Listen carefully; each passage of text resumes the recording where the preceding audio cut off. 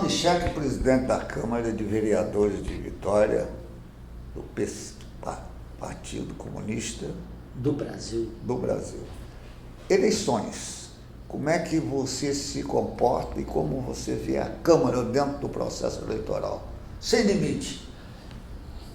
A nossa Câmara é uma Câmara bem vista até pela cidade.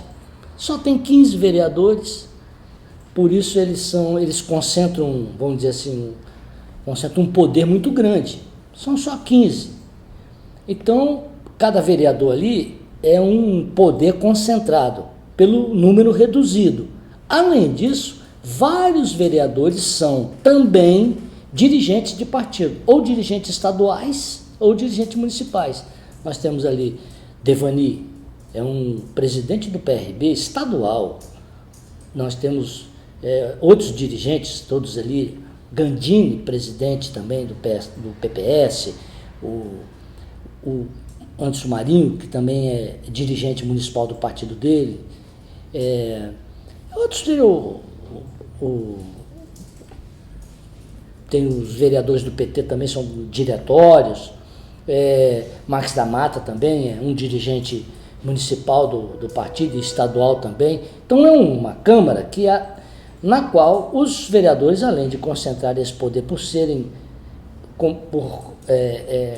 comporem um número reduzido de políticos, eles são também dirigentes. Então eles são muito influentes.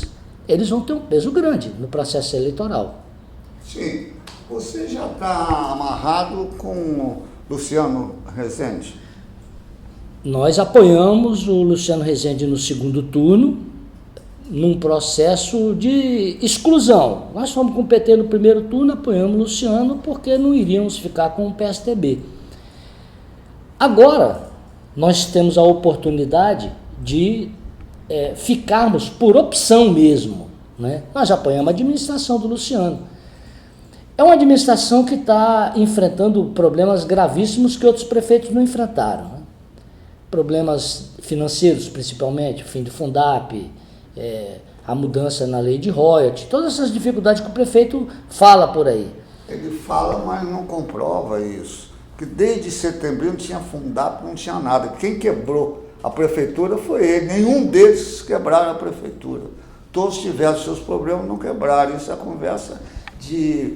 conversa de quem está amarrado nele. Não, Luciano, Rogério, o prefeito Luciano está fazendo das tripas coração para manter o padrão de qualidade do serviço da prefeitura. Na rede estadual, na rede educacional, é difícil manter aquela rede. É uma rede que tem um padrão elevado.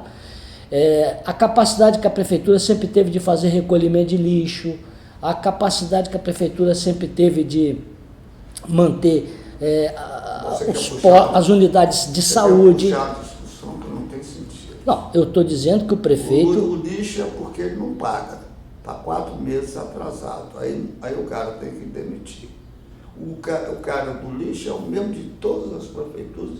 Todos os prefeitos nunca teve problema nenhum. Ele sempre teve excelência de qualidade. Então não vamos entrar por aí não. Mas existe um fato concreto, ou não? Existe um fato concreto. Caiu ou não caiu a arrecadação da prefeitura de forma brutal? Mas depende do prefeito. Depende do prefeito que saiba lidar com o processo de arrecadação, porque também não sabe dar. Aí vem a incapacidade dele e vem o fato de ter quebrado a prefeitura. Muito embora não falte dinheiro para publicidade. Mas nós não queremos ficar essa questão da publicidade que é muito falada, talvez a prefeitura devesse colocar mais transparência nesses gastos aí, porque é o que mais se fala. Por que você não pede para qual? Não, há uma pressão da Câmara para que essa questão da publicidade seja transparente. Porque às vezes a publicidade não é propaganda em si. A publicidade também é uma campanha. Por exemplo, você está vendo aí uma campanha forte da Prefeitura de Vila Velha em relação a esse Zika vírus, o Aedes aegypti, essa coisa toda. Isso tudo os prefeitos estão tendo que fazer campanhas educativas, isso e aquilo. Então a propaganda em si não é a questão, é a transparência que funciona. Tem que mostrar para quem essa propaganda, né? Se está dentro da lei, se todos os veículos estão sendo contemplados, porque a gente sabe que os veículos de sempre levam a parte do leão. Eu acho que essa é a grande reclamação dos blogueiros, a grande reclamação da imprensa alternativa, é a grande reclamação de todo mundo que lida com a imprensa, inclusive mais independente, mais crítica. Acho que é por aí que se equaciona essa questão da publicidade. Mas não é o gasto com a publicidade que está criando a dificuldade com a prefeitura, não. É mesmo uma queda brutal da arrecadação, né? Incompetência. A crise que alcançou Vitória, o Espírito Santo também, o Brasil e o mundo, ela está aí falando por si, não é? Nani, já que você falou nessa questão de crise, o cenário eleitoral de 2016, ele vai ser um cenário totalmente diferente. Como é que você está vendo a entrada, né, na disputa de quem tem mandato, a maioria das pessoas que têm mandato estão em desgaste político. Como é que você vê o cenário para 2016? Olha, o Brasil está sob a ameaça de um golpe que está se armando para poder depor a presidente Dilma. Os golpistas não estão conseguindo dar esse golpe, porque a impressão que se tem é que a nossa democracia resiste bravamente. Então, o cenário de Vitória está ligado ao resultado desse processo nacional. Se houver golpe, né, o golpe paraguaio institucional que eles falam, se houver golpe, nós teremos um quadro, e se a democracia for mais forte, conseguir superar esses golpistas, o quadro vai ser outro. Você acha que só o PT sai prejudicado na eleição do próximo ano ou a classe política como um todo? Se houver golpe, a democracia vai sofrer um revés violento. Se houver esse golpe. Eles estão catando qualquer pretexto para poder depor o governo de uma mulher honrada, que é a Dilma. Agora, tem algumas lideranças, inclusive locais, que estão pegando carona nessa onda, né? Pois é. Pior, melhor. Como é que você vê isso? Aí essas lideranças estão se posicionando. Eu acho que elas têm que ter cuidado com as próprias biografias delas. Eu tenho visto aí manifestações golpistas de vários deputados federais, de alguns. Eu creio que pelo menos metade ou mais da metade da nossa bancada não está com golpe. Eu tenho visto aí. Alguns já estão com golpe. Quem são os que estão? Eu vi o Max Filho, aqui mesmo no Século Diário, falar, que é uma coisa curiosa, porque o avô dele, Saturnino Mauro, chorou a queda de Getúlio, lutou bravamente contra o golpe que tentaram dar quando Getúlio se suicidou. O pai dele, Max Mauro, também foi um bravo lutador para impedir o golpe e lutou contra a ditadura, o golpe de Jango, em cima de Jango. Pô, eu acho que é uma coisa curiosa. E outros elementos aí que estão se posicionando contra o golpe. Nome. Os que se posicionaram contra o golpe até agora, eu vi Lelo e vi Max Filho.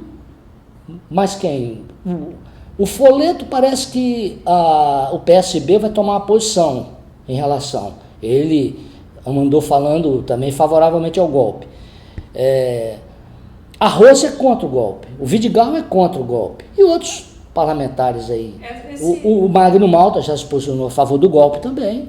É golpe. O pessoal está querendo arranjar pretexto. Esse negócio de pedalada, Rogério, eu duvido qual governador que tenha passado por esse estado, por exemplo, e não tenha pedido o Banestes para antecipar o pagamento do funcionalismo público na data aprazada, para receber depois a receita da Fazenda. Quantos? Chegou o dia do pagamento dos funcionários do Estado. A Secretaria da Receita ainda não levantou o dinheiro. Qual governador que não falou assim, Banestes, paga e depois eu cubro? Isso é pedalada. Qual que não fez isso? Então isso não é história de pedalada, é uma conversa fiada. É um pretexto. Como outros também são pretextos, outros argumentos que estão levantando. Agora, gozado que você não incluiu o governador Palatruni O Paulo Artung, eu vi... Num processo que você está incluindo os outros.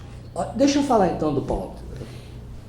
Olha bem, o Paulo Artung, quando foi chamado a Brasília, semana passada ou retrasada, logo depois que o Cunha aceitou o negócio do impeachment, ele deu uma entrevista na TV Veja, eu vi na internet. Lá ele disse 3 coisas verdadeiras. Ele falou que a crise precisava acabar logo, o Brasil não aguenta mais a crise, ele disse isso é uma verdade. Interessa a própria Dilma acabar com essa crise logo. Ele disse que a crise tem sua origem no inconformismo dos derrotados, aqueles que perderam a eleição, e disse também, que é uma outra verdade, que quem ganhou não foi lá acertar com quem perdeu, porque o gesto de quem vence é sempre reunificar o povo, aquela ação. Não foi feito isso.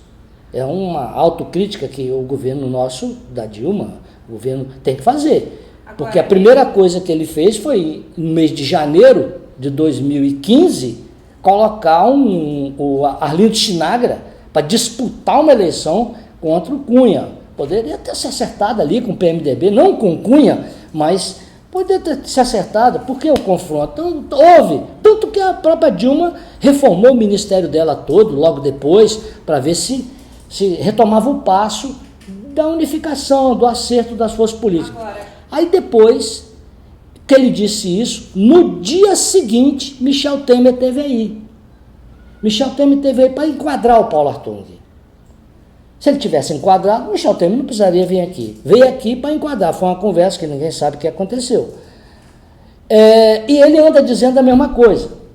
Eu acho que o governador Paulo Artung deveria se posicionar claramente contra o golpe, porque faz parte até da tradição dele, da trajetória dele, vamos dizer assim, da trajetória política dele, começou na esquerda e evoluiu por aí, né? Atuou no PMDB, é aquele PMDBista clássico, mas eu acho que, eu sou de opinião de que ele deveria se explicitar, né, mais, colocar que ele é contra o golpe. Mas eu acho. Ele deu sinais de lá para cá. Em outubro ele se declarava contra o impeachment. Ele deu uma declaração na Rádio CBN sobre isso. Contra o impeachment. Contra o impeachment. Agora ele já fala que é um processo legítimo. E outra, na semana passada teve uma reunião política com a Dilma, no mesmo dia da reunião sobre a epidemia de microcefalia, e ele não compareceu. Não compareceu, não está entre aqueles 16. Isso. Certo, isso é verdade. Essa discussão que o governador está levando, eu acho que está ultrapassada essa discussão de se o impeachment é golpe, se não é. Isso é uma discussão acadêmica, sei lá, uma discussão... É um contexto. O impeachment é golpe ou não é golpe? Não é golpe porque está na Constituição. Isso aí é uma discussão que já terminou. Nós estamos falando assim, o impeachment em cima de Dilma é golpe ou não é? Claro que é. Então, se é golpe, se não é, teoricamente, porque está na Constituição, isso é uma discussão que se justificava até antes do Cunha aceitar o processo. A partir do momento que o Cunha aceitou, não vamos discutir mais o impeachment em tese. É o impeachment da Dilma. Esse aí. Qual o pretexto? A pedalada? O quê? Então, isso é golpe. Você acha que o revés que aconteceu essa semana em relação ao presidente da Câmara, né, e à cúpula PMDBista, isso vai ter reflexo também nos PMDBistas aqui do Espírito Santo? Claro, o PMDB, quando resolve posar de vestal, dá nisso.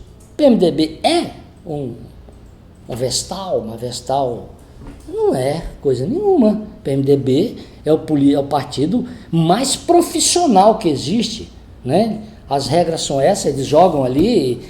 O governo deixa a abertura democrática. Não, o PMDB, como diz a piada aí, se o Brasil tivesse no poder, o Estado Islâmico, o PMDB estava compondo com o Estado Islâmico. O pessoal até faz essa piada. Então, eu acho que essa ação contra o PMDB mostra que o PMDB não tem nenhum catão, né? Vamos, eleição em Vitória 2016, para onde vocês vão? O PCdoB Tá? Nós estamos achando, Rogério, que o quadro vai ser uma eleição diferente, como todo mundo sabe. Não tem financiamento privado de campanha, né? A pessoa vai ter que andar, pedir voto, as condições competitivas estão mais equilibradas, tem essa questão da crise nacional, ela estará se arrastando ainda ou não? Porque a imprensa, que está no golpe também, a grande imprensa, que está no golpe, sistema é um consórcio, é um condomínio de golpistas, que são os golpistas, são junto com um monte de sem noção, e aí com sistema financeiro, mídia, e muitos corruptos no meio também, a turma do Cunha e tudo. Esse consórcio, todo dia diz que Dilma vai cair amanhã. Desde que ela tomou posse no dia 1º de janeiro até hoje, e amanhã Dilma cai, amanhã Dilma cai. E vão arrastando essa história aí até agora. Amanhã, o ano que vem, isso vai estar ainda em ação ou isso já vai ter um desfecho logo? Ninguém sabe. Então, a eleição estará dentro das consequências dessa crise, que é política, sobretudo. Vocês podem ter candidato próprio? Podemos tudo. O PCdoB é um partido respeitado aqui em Vitória, podemos ter candidato próprio, como podemos nos aliançar também com outras forças políticas. O partido nunca está sozinho. O PCdoB sempre é um partido que está sempre acompanhado. A gente entende que o isolamento catitu fora da manada, não é isso? Não, um ditado lá da Suítaúnas lá, é comida de onça. Então a gente sempre está em aliança. Nós achamos hoje que nós temos que construir aqui em Vitória e no Espírito Santo a Frente Brasil Popular, retomar, para ver se reincorpora o PSB, se reincorpora o PDT, fazer a Frente Brasil Popular. E trabalhamos também a construção de uma frente ampla, que não tem programa, que não tem nada, é só para barrar o golpe. É uma frente de todos os democratas. Ninguém é obrigado a gostar de Dilma, nem do PT, nem do Lula. Ninguém é obrigado a concordar com o governo de Dilma para estar nessa frente, não. É só estar contra o golpe, para defender a nossa democracia, que está resistindo, bravamente está resistindo. Mas tem aí, nesse consórcio golpista, tem uma parte do judiciário, uma parte da Polícia Federal está no golpe, uma parte, outra não. E as instituições, o Ministério Público tem um pedaço dele que está no golpe também. Então existe um consórcio golpista poderoso que quer liquidar com a nossa democracia. A eleição aqui de Vitória vai estar sujeita ao desfecho disso aí. O partido vai trabalhar isso aí, porque isso vai ser um campo divisor também, tá? Porque não é fácil se o cara apoiar o golpe e ficar por isso mesmo. Olha, a história, como diz o Renato Rabelo, nosso presidente, a história, ela nos ensina e também nos cobra. Então a história ensina e a história cobra, né? Nós estamos numa posição justa. O PCdoB é contra o golpe, é pela democracia. O Brasil precisa de mais democracia, não de menos democracia. E precisa acertar politicamente para sair, para dar continuidade a esse ciclo de desenvolvimento que o Brasil vinha. Deu a crise, ela é mundial, está demorando para ser debelada na Europa, nos Estados Unidos, aí ela bateu aqui no Brasil. Mas o problema é que desde o primeiro dia de governo da Dilma, as forças revanchistas não querem deixar a mulher governar. É o pessoal que perdeu, que não se conforma. E o governo tem, por sua vez, que atuar também no sentido de ver se recompõe esse quadro, harmoniza minimamente as forças para poder governar.